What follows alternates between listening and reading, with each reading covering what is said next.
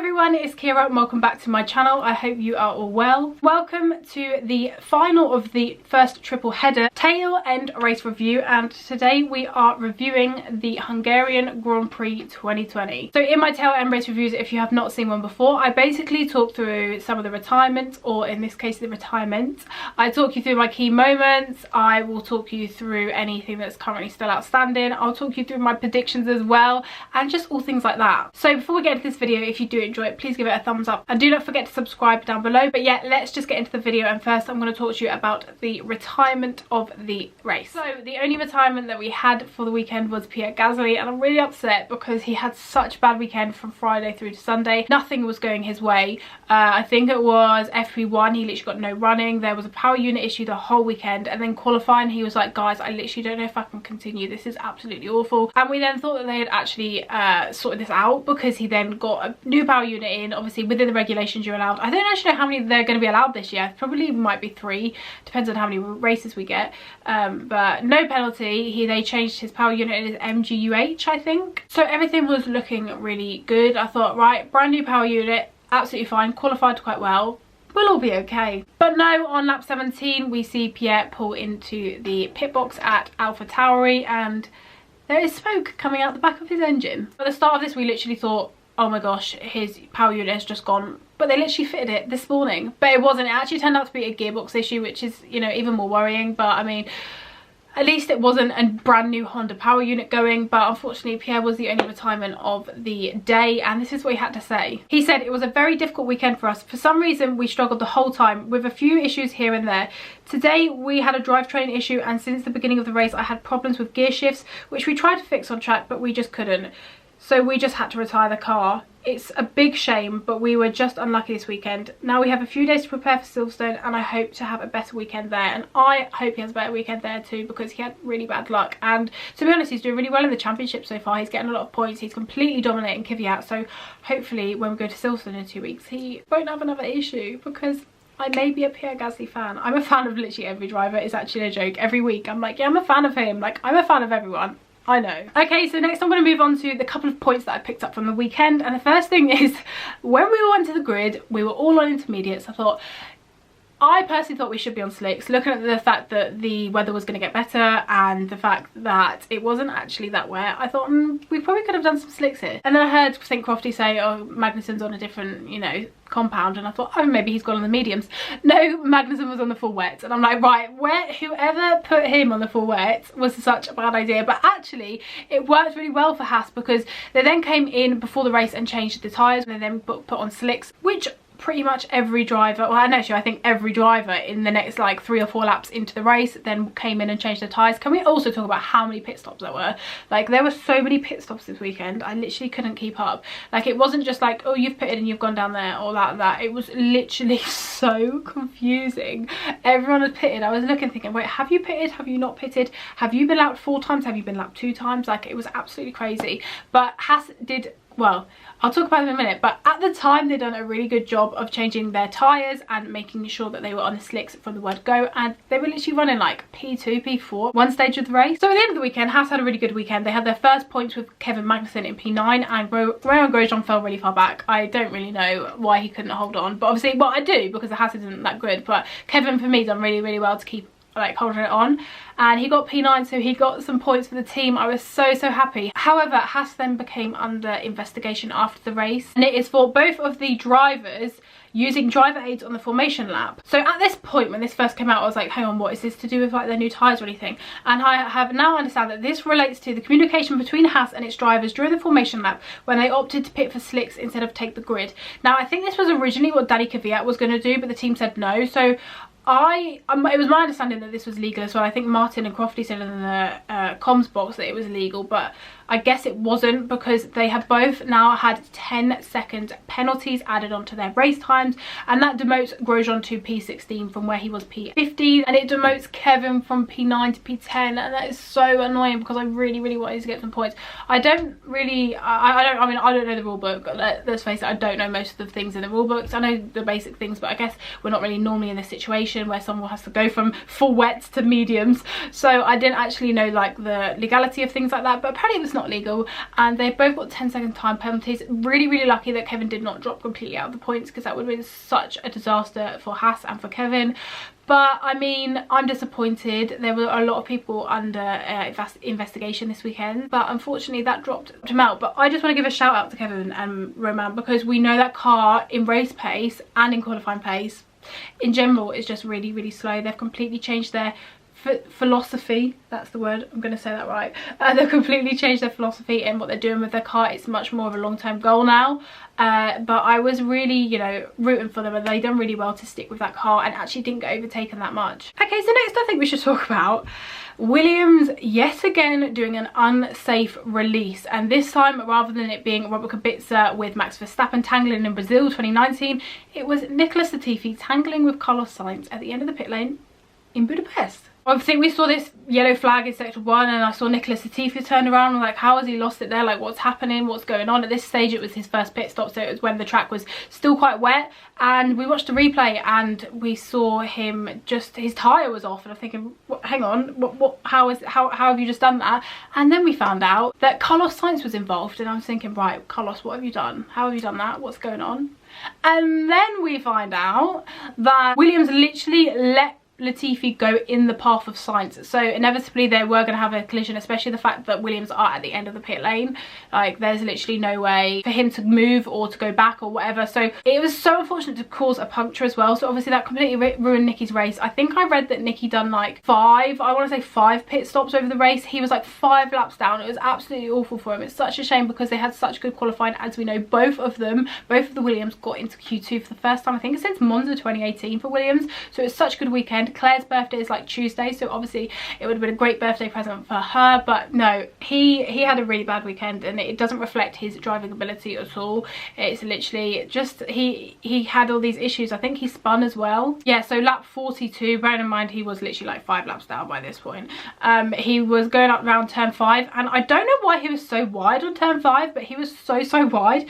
It dipped a wheel onto the grass and spun round, and that just kind of summed up Nicky's weekend, to be honest with you, because it wasn't coming together for him. I don't know whether Williams had kind of then started to opt to do more like testing in the race in a way, because we knew he wasn't going to go anywhere, but it was really awful for him. The next thing, and probably the final point I'm going to make, is the deja vu that I felt throughout the race. So this was when Bottas pitted on lap 50 to get some new fresh tyres to go on the chase for Max Verstappen, and this just reminded me of Hungary last year when Lewis went on the charge to overtake Max, who was currently in P1. Obviously we know that this fight was for P2, because Lewis was absolutely gone. Like, Lewis was literally, he wasn't here. Because at this stage he had like 20 laps left of the race. He had 20 seconds to catch Max on. So it was literally the moment of last year's Hungary, where it was literally like, is he going to catch him? It was also like the F2 race. If you watched the F2 sprint race, it was where Giote was out in front and Ilott was coming to catch him. Ilott was literally catching him by like 4 seconds a lap, because the deg on the tyres was different.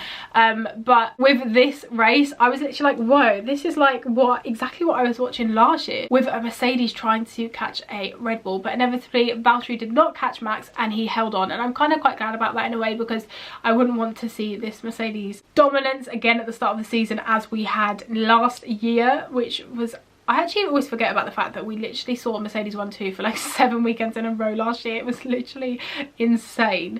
But it was nice to see Max and the Red Bull up there in P2. Also, just a quick shout out to Lando Norris, last lap Lando. What we call him last lap Lando, or Lando last lap Norris, something of the sort. He was fighting with Esteban Ocon, and I think Danny Kvyat was actually just there as well on the last lap. Well, actually no, not even on the last lap, on throughout the whole race, to be honest with you, but especially the latter stage of the race.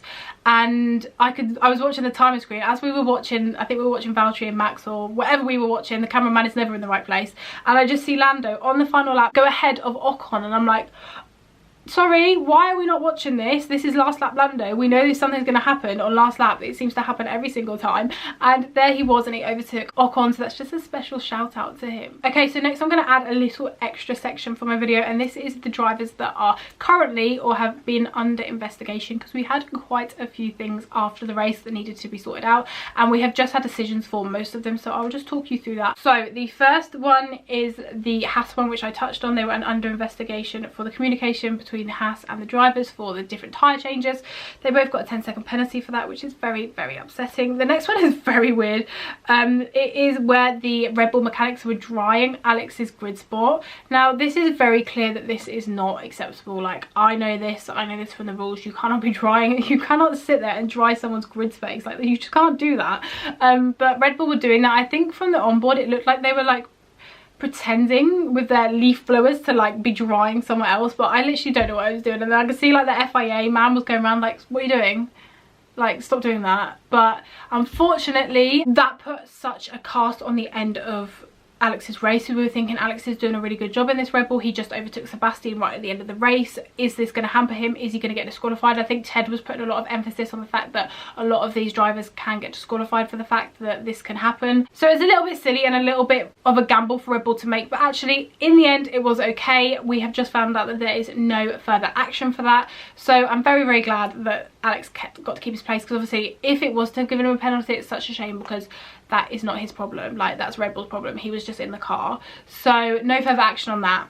And the final one, which we probably are all not very surprised about, is Renault have protested Racing Point. Now, I'm pretty sure this is going to happen for every Grand Prix until we get a decision on the brake ducts specifically. However, we look to hopefully have a decision before the first week of Silverstone. I think that's what we've been led to believe. However, the FIA do like to take a long time, so yeah, they basically protested exactly the same thing as they did last week on the Racing Point. Also, Valtteri Bottas, just a quick one, he jumped the start but the sensor didn't go off, and to be fair, he got bogged down anyway. 9 times out of 10, if you jump the start, stop and start again, you're going to get bogged down. But Michael Massey came out and said it did not set off the sensor, so he's all in the clear. Okay, so I'm going to add an extra bit on my tail end race reviews, and I'm just going to give you my driver of the day, because a lot of the time when you do the F1 votes for the driver of the day, people just seem to vote for their favourite drivers. Now, looking at the poll, I think it was Max Verstappen was in first for driver of the day, Lewis was second, and Sebastian was third. And not being funny with you, there were plenty more drivers that I would have put up there. I don't know why I think people just vote for their favourites. I really don't think people look at the races at all, which is very annoying. But I will give you my driver of the day, which was Kevin Magnussen. Now, I believe that it was other people's driver of the day as well. I've seen a lot of other people on Twitter saying that he done really well, because he did. Like, he had such an amazing weekend. To drive that Haas, which we know is probably the second slowest car on the grid, especially in race pace, is really, really, really good for him to have held on. Like, I kept looking, thinking when he was up in like P2, I'm thinking this isn't going to last very long. Like, this Haas cannot last this long. It's going to get overtaken and overtaken. But I think especially I mean, Roman did drop quite low, but for Kevin Magnussen to actually stay up and to not tumble down the order like I thought he did, and to, I mean, get P9 but now demoted to P10 is really, really good. And I love that. I actually watched his interview after the race, and the glow and the beam I got from Kevin, like, I wish he didn't have the mask on, because I could have seen his beautiful smile, because I could just tell how happy he was. I love seeing Kevin Magnussen happy. I know he is a very Marmite driver, but I personally really, really rate and really like Kevin Magnussen, and it was just so nice to see him happy again. So I really, really hope that Haas can pick this up again and get some more results like this, because it's been a while since we've seen Haas at the top of the midfield battle, and you know, I really loved seeing it. So Kevin Magnussen is my driver of the day. Okay, so this part of the video is where I talk you through my predictions for the weekend, what I made in my previous tail end race review, and what actually happened. And I will also be giving you my predictions for the British Grand Prix. So let's start with qualifying. For qualifying, I said that Lando was going to be P3, I said Valtteri was going to be P2, and I said Hamilton was going to be P1. However, it was actually Lance Stroll, Valtteri Bottas and Lewis Hamilton. Now, I was actually quite close to that, because if you watched my video last week, I did say I think it's going to be McLaren or it was going to be a Racing Point. However, I didn't actually think that McLaren were going to be that far off, but they were, and I'm very happy that Lance got up there. I'm very happy that Lance, I'm not happy that Lance kind of done better than Checo, but it's nice to see that Lance is, you know, proven his worth and proven that he does deserve that seat at the Racing Point. So I mean, I got the top 2 right, but is that really that difficult? Not really. Okay, so next is something I'm very happy about. So for the race, I predicted that Valtteri Bottas was going to be P3, Max Verstappen was going to be P2, and Lewis Hamilton was going to be P1. And I would just like to let you all know that I did get that one all correct. I don't know why I thought that. I think I was probably thinking more like last year. Like, I know how strong Max is around the Hungarian, but I know even more how strong Lewis is. So I'm very happy that I got that one right. So fastest lap, I said Sergio Perez, and it was actually Lewis Hamilton. I guess I didn't really think of the fact that you can pull such a big gap at the Hungaroring that you can probably pit and, you know, go on softs like Lewis did and end up getting fastest lap. Yeah, got that one wrong. And the next one I also got wrong was drivers to retire. I said Daniel Ricciardo, purely because of the issues that Renault have been having with their power unit. I thought that there was going to be a massive issue there, but luckily I was actually very happy at the fact that he did not have an issue this weekend.